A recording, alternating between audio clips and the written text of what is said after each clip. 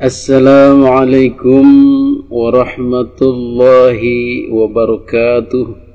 Alhamdulillahilladzi hadana lihadza wa ma kunna linahtadiya laula an hadanallah. Amma ba'du. Pada kesempatan kali ini kita akan menegaskan kembali tentang penelitian ilmiah. Sekali lagi, penelitian ilmiah, kajian ilmiah, kajian keilmuan, kajian kitab, kajian buku, pustaka, manuskrip, dan tes DNA. Itu sudah lengkap. Puas. Seperti kata Bang Tukul. Jadi harus bagaimana lagi kita memastikan atau meyakinkan orang tentang keabsahan suatu kajian. Pertama, tentang kajian putusnya nasab Ba'alawi. Sudah kita ketahui bersama, Kiai Imad membuat sebuah tulisan atau sebuah buku argumentatif yang bisa disebut tesis, yang kalau kita baca sebagai orang awam bingung, mumet, karena keilmuan kita tidak nyampe. Di sana dibahas tentang term, definisi, kitab-kitab, kajian bahasa Arab, kajian-kajian ilmu nasab dan lain sebagainya. Tetapi pada kesimpulannya adalah meragukannya silsilah Ba'alawi ini nyampe kepada Kangjeng Nabi Muhammad sallallahu alaihi wasallam. Itu kajian pustakanya. Kemudian juga diteliti tentang ketersambungan sejarah di Yaman sendiri oleh Kiai Tubagus Nur Fadil. Ternyata di Yaman, di Naqobah Yaman sendiri, kemudian dikonfirmasi di Irak karena ada keterangan katanya Al-Muhajir, Ahmad Al-Muhajir ini hijrah ke Yaman. Ternyata di Robitoh Irak sendiri tidak ada keterangan bahwa Ahmad Al-Muhajir yang merupakan kakeknya dari Ubaidillah ini, yang kata klan Ba'alawi, itu juga tidak ada keterangan pindah ke Yaman. Tapi kok ternyata ada kuburannya di Yaman. Itulah, orangnya tidak pernah pergi ke Yaman, tidak pernah hijrah ke Yaman, tapi ada kuburannya. Itu menambah keraguan atau ketidaktersambungan sejarah. Kemudian juga dilihat dari budayanya, kaum Ba'alawi ini sangat mirip dengan budaya Yahudi Yaman. Dan kemudian juga setelah dites DNA beberapa marga atau fam Asgaf, fam Jamalul Lail, Al-Atbos yang ada di Yaman, ternyata terkonfirmasi tidak tersambung atau negatif terhadap keturunan Nabi Muhammad sallallahu alaihi wasallam, yaitu dari Bani Hashim dan Quraisy. Itu untuk menegasi kaum Ba'alawi menyatakan terputusnya. Jadi yang pertama ini bukan omong kosong, tapi penuh dengan data, penelitian, fakta, sejarah, dan juga tes DNA. Jadi tidak sembarangan. Tadi Yai Imad sudah sudah menyampaikan tentang masalah Ba'alawi. Nah, sedangkan kita membahasnya tentang masalah zuriat. Sampel zuriat Sunan Giri, yakni pengasuh Kiai Ahmad Muzaki Al-Qadiri Al-Asani. Jadi patokannya adalah sebenarnya saya tambahkan sedikit dari Kiai Imad bin Usman ini, dari tolak ukur keterputusan data selama 5 abad. Nah, sebenarnya ada tambahan lain tentang masalah Ba'alawi, mungkin sedikit saya jelaskan. Selain itu adalah bentroknya data dengan data Ahlul Balad negeri muasal. Karena kalau dinyatakan bahwasanya Ubaidillah adalah konon anak Ahmad Al-Muhajir yang bin Isa yang pindah dari Irak ke Yaman, maka harus disinkronkan dulu dengan data Ahlul Baladnya. Karena kan ini kan mereka konon dari Yaman, dari Irak nih konon. Nah, ternyata data di Irak dari data Nakib Bani Jamil bahwasanya Ahmad bin Isa tersebut, ya, Ahmad bin Isa bin Muhammad An-Nakib bin Ali Uraidi bin Ja'far Shadiq bin Muhammad Al-Bagir bin Ali Zainal Abidin bin Husain ternyata tidak pindah dan tidak berketurunan di Yaman. Bahkan makamnya Ahmad bin Isa yang asli itu adanya di Najaf, Irak. Sehingga yang Yaman fiktif gitu. Jadi ini yang kedua, ini adalah bentuk data dengan di Irak sendiri. Dan yang punya data itu adalah nakib dari Bani Jamil di Irak. Bahwasanya Ahmad yang aslinya tidak hijrah ke Yaman dan tidak berketurunan di Yaman. Indikator yang ketiga, tambahan sedikit lagi, adalah hasil tes DNA. Nah, kalau habaib yang di Indonesia itu sudah kita gebor-geborkan, coba kalau ini buktikan dengan tes DNA. Yang terbuka nggak ada yang berani. Padahal kalau ada yang berani, ya insya Allah kita juga modalin lah kalau ada yang berani. Terutama Ketua Robito Alawiyah, Ketua Nakobatul Asrof, kalau berani ya monggo. Pihak kita insya Allah kita modalin lah insya Allah. Kalau berani, monggo. Kalau nggak berani ya sudah, jangan sombong. Jangan mengaku sebagai yang paling asli, sebagai sudah Nabi. Ya. Jadi hasil tes DNA keluarga Pak Alawi, beberapa sampel yang sudah tes DNA di luar negeri, yakni dari klan atau klan Asegaf, Sihab, Jamalul Lail bin Syekh Abu Bakar, Al-Atas, itu mereka beberapa sudah ada yang tes di luar negeri dan hasilnya negatif sebagai zuriat Nabi. Nah, yang keempat, ternyata selain hasil tes DNA, terbukti pula dari budayanya. Budaya para habaib ini dari budaya musik dan seni tarinya. Kalau lihat di YouTube tuh kelihatan sekali bahwasanya mereka itu sama atau serupa dengan tarian dan musiknya Yahudi Yaman. Nah, sedangkan Rasulullah juga bersabda, siapa yang menyerupai suatu kaum adalah bagian dari kaum tersebut. Nah, sedangkan zuriat Nabi yang lain tidak ada seperti itu. Nah, sedangkan sebaliknya untuk keluarga Wali Songo sendiri, alhamdulillah tadi aslinya itu karena tes DNA alhamdulillah terbukti. Jadi hasilnya bukan berhaplogrup G, tapi alhamdulillah mengandung kode mutasi genetik kalau dari keluarga beliau yang ke Al-Hasani. Kemudian peta migrasinya itu jelas tidak lewat Yaman, tapi dari Hijaz ke Irak, kemudian ke Asia Tengah, ke Pakistan, ke Maroko, kemudian ke Malaka, baru ke Jawa. Jadi alhamdulillah dari tes DNA terbukti. Dan yang kemudian selain dari tes DNA adalah kesaksian isbat nasab dari nakib negeri muasalnya. Karena leluhurnya Sunan Giri tadi dari Maroko, itu datanya sinkron. Kalau tadi Mbak Alawi, saya tadi kasih contoh, gak sinkron antara data Yaman dengan data Irak. Nah, kalau keluarga beliau pengasuh aslinya itu karena tes DNA-nya terbukti, alhamdulillah dapat isbat nakib internasional yang sesuai sinkron antara data Nusantara dengan data nakib. Tapi kemudian hasil dari kajian ini ternyata dibuat candaan, dibuat olok-olok, dan dianggap omong kosong oleh pentolan-pentolan Ba'alawi seperti Habib Taufik, seperti Habib Rizik, Habib Bahar. Bahkan Habib Bahar malah mengamuk, malah merespon dengan ngamuk dan nantang berantem atau berkelahi atau ngajak gelut. Ini sudah tidak nyambung. Orang capek-capek meneliti, capek-capek berkarya, capek-capek membuka, pergi ke luar negeri, ke Yaman, ke Irak, ternyata hasilnya cuma dianggap omong kosong. Itu yang pertama. Jadi Anda yang menyimak silahkan ambil kesimpulan sendiri dengan melihat fakta-fakta yang telah terjadi, yang telah dilakukan oleh Trah Wali Songo, yaitu diwakili oleh Ki Tubagus Nur Fadil, kemudian oleh Kiai Haji Imaduddin. Jadi fakta ilmiah, penelitian, kerja keras, kemudian dibalas dengan olok-olok dan ngamuk-ngamuk. Itu silahkan Anda menyimpulkan sendiri.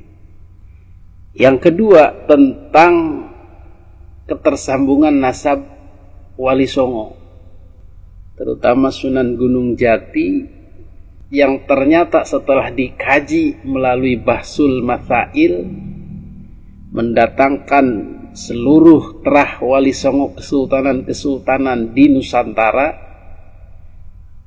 mendatangkan juga nakobah ahlu tis'ah, naat itu yang juga resmi, yang mencatat seluruh anak cucu wali songo, kemudian perwakilan-perwakilan ahli nasab seluruh Nusantara, kemudian kitab-kitab dikumpulkan semua, dijadikan suatu kajian bahsul masail, dan kemudian setelah itu ditetapkan ternyata wali songo tidak ikut atau tidak masuk, tidak terhubung kepada Kangjeng Nabi Muhammad sallallahu alaihi wasallam lewat jalur Ba'alawi.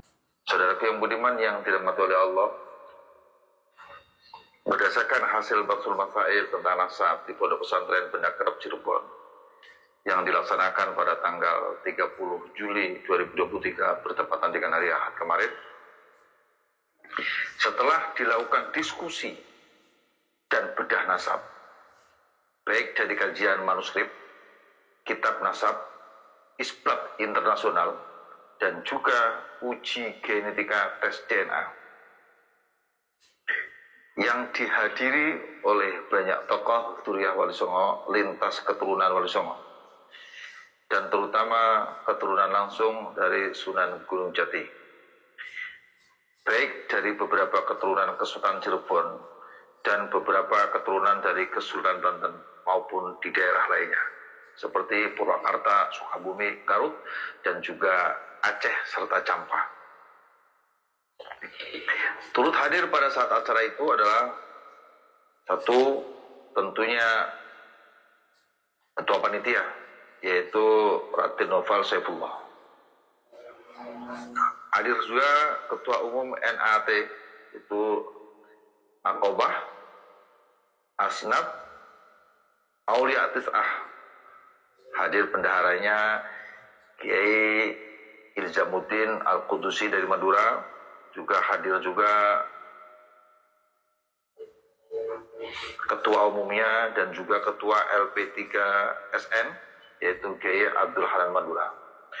Hadir pada saat itu adalah Pustakawan Kanoman Cirebon, ada Kesepuan Pangeran, ada juga dari Banten, yaitu Kiai Raden Tubagus Nufadil Al-Bantani, dan juga ada narasumber yaitu Kiai Maduddin Utsman Al-Bantani.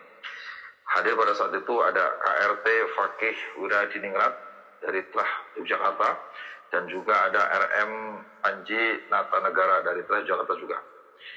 Hadir utusan dari Patih Khadron Kanoman dari Aceh juga hadir, yaitu diwakili oleh saudaraku Tengku Al-Kusyaisi. Hadir dari Forum Silaturahim Dzurriyyah Wali Songo, yang hadir pada saat itu saya sendiri Abdul Razak dan juga Gus Erwin. Hadir dari Syarif Sabidi Madura dari Surakarta hadir juga dari Tegal, yaitu perwakilan RHM Umar Yasin dari Tah Amangkurat, dan juga beberapa saudara-saudaraku lainnya yang tidak bisa kami sebutkan di sini. Hasil kesimpulannya, sekali lagi, hasil ini sudah pernah disampaikan oleh Syekhul Bait, yaitu Kiai Haji Raden Ahmad bin Hasan. Kami hanya menyampaikan ulang bahwa Sunan Gunung Jati Syekh Syarif Hidayatullah bukanlah dari jalur turunan Ba'alawi Yaman, melainkan dari jalur Al-Bukhari, Al-Khazimi, Al-Husaini, dan nasab Ba'alawi disimpulkan mukhtalafih. Sementara pada saat diskusi berlangsung, mudzakarah berlangsung, maka kesimpulan yang paling kuat mendekati kebenaran kami sampaikan di sini adalah silsilah Syekh Syarif Hidayatullah berasal dari Syekh Abdullah Umdatuddin, putra dari Ali Nuruddin, putra dari Syekh Jamaluddin Husaini, putra dari Syekh Mahmud Nasruddin, putra dari Sayyid Jalaluddin, putra dari Sayyid Ahmad Kabir, putra dari Sayyid Jalaluddin Al-Bukhari, putra dari Sayyid Al-Bukhari, putra dari Sayyid Ja'far, putra dari Sayyidina Muhammad, putra dari Sayyid Mahmud, putra dari Ahmad, putra dari Abdullah, putra dari Sayyid Ali, putra dari Sayyidina Ja'far Zaki, putra dari Ali An-Naqi, putra dari Sayyid Muhammad Al-Taqi. Ulangi, putra dari Sayyid Muhammad At-Taqi. Beliau putra dari Ali Ar-Ridha, putra dari Sayyid Musa Al-Qazim, putra dari Sayyid Ja'far Shadiq, putra dari Sayyid Muhammad Al-Baqir, putra dari Ali Zainal Abidin, putra dari Sayyidina Husain, putra dari Sayyidina Ali Karramallahu wajhah, bersama istrinya yang tercinta Sayyidah Fatimah Az-Zahra binti Sayyidina Muhammad Rasulullah Muhammad sallallahu alaihi wasallam. Sementara dari jalur ibu melalui Syekh Abu Hazan As-Sazili. Rujukan kitab-kitab yang dipakai pada saat mudzakarah adalah satu, kitab Al-Majdi, kitab Syajarah Mubarakah, kitab Undatul Talibin, kitab Al-Ashil, kitab Sadat Bukhara, kitab Bahrul Muttalib, kitab Tarikh Hindi, kitab Syajarah Talibiyah. Ada juga manuskrip yaitu Syekh Hasan Muhyi yang berjudul Hadza Silsilah Kiai Hasan Muhyi min Adam ila Nabi Muhammad wa ila jami'i awliyai tis'ah. Riwayat Sultan Kanoman Muhammad Khairuddin yang ditulis pada abad 12 Hijriah. Saudara yang beriman, semoga apa yang kami sampaikan ini bermanfaat, menginspirasi kita semua untuk tetap berpegang teguh kepada nasab yang hak. Kalau ada orang luar berbicara dan merecokin tentang nasab Wali Songo, tidak usah terlalu dihiraukan. Jadi kesimpulannya bahwa data lama yang orang menghubungkan Wali Songo lewat Ba'alawi itu batal. Yang benar adalah penelitian atau hasil diskusi bahsul masail yang diadakan oleh para terah Wali Songo dan Naat, itu yang update, yang terbaru, yang benar. Adapun keterhubungan dengan Ba'alawi itu adalah ada dalam buku Syamsu Zohiroh karya Van der Berg, orang Belanda, yang memang mempunyai misi membelokkan sejarah Wali Songo ke dalam Ba'alawi yang merupakan kompradornya atau koncone atau aliansi Belanda waktu itu, Arab Yaman yang didatangkan oleh Belanda. Dan Robitoh Alawiyah pun juga tidak mengakui adanya ketersambungan cucu-cucu Wali Songo ini ke Kangjeng Nabi lewat jalur Ba'alawi. Kenapa sekarang banyak orang mengatakan itu masuk ke jalur Ba'alawi? Karena Ba'alawinya diputus. Kajian mengatakan Ba'alawi terputus dari Nabi Muhammad Sallallahu Alaihi Wasallam, sehingga Wali Songo pun harus ikut putus. Gua jatuh, lu juga mesti jatuh. Gua mati, lu juga harus ikut mati. Begitu kira-kira. Tetapi sayangnya ketika Ba'alawi jatuh, terputus, Wali Songo selamat, karena memang tidak tercantol kepada Ba'alawi, tetapi lewat jalur Musa Al-Kazim yang merupakan kakaknya dari Imam Ali Al-Uraidi.